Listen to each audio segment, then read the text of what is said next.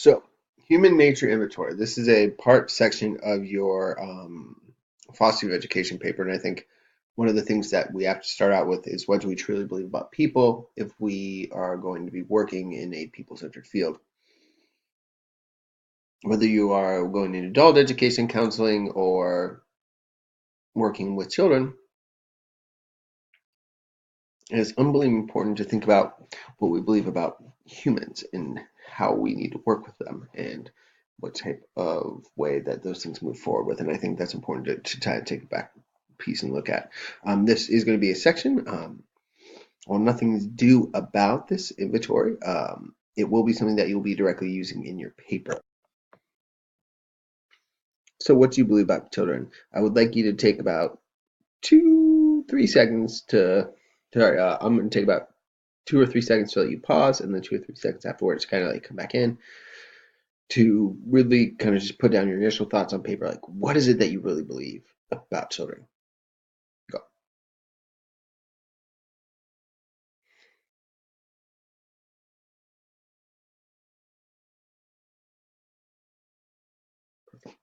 And so, when you're considering children, are you considering that what is a child? Does a child stop at a certain age? Are adults different than children? Are there children, where do we all place those? And so typically there's kind of piece of things. There's fully good, where every child is a great person and going out there and always good, generally good, like good. They're just generally good, initially good, and then it can move on from there. Conditionally good, which means that if the conditions are right, that all kids will be good. Fully bad, uh, meaning that no matter what you do, all kids are bad. Generally bad, again, same thing, initially bad, and then they can go their way, or conditionally bad. Like if it's all set up wrong, that's where they're going to go. And does this change to adults? And so if you think everyone's fully good, then, think about the tyrants, the worst tyrants in the world, like Hitler. Was Hitler good? And if everyone was fully bad, well, think about, Mother Teresa or all of the other amazing people that have been in the world, and think about your favorite person in the world. Are they fully bad? Or are they generally good?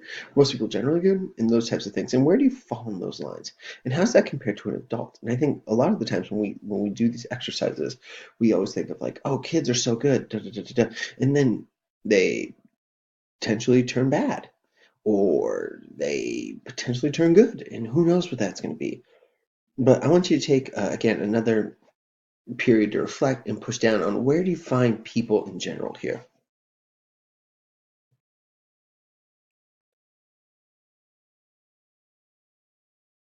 And then how does your religion play into this? As Christians, a lot of us believe that, as Christians, we believe that, we were born with that sin in us.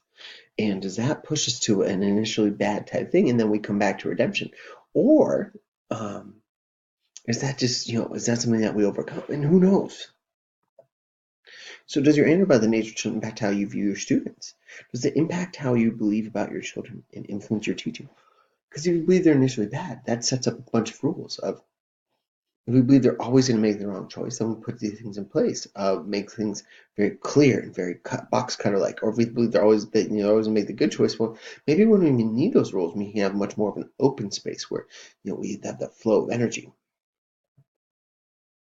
And so, while this was a short one, I think it's important to know that when we're looking at these things, how does that influence our teaching? How does it influence our discipline policy? How does it influence how we interact with kids and how we move things forward? So that's just something to really think about and start going forward into that piece of human nature.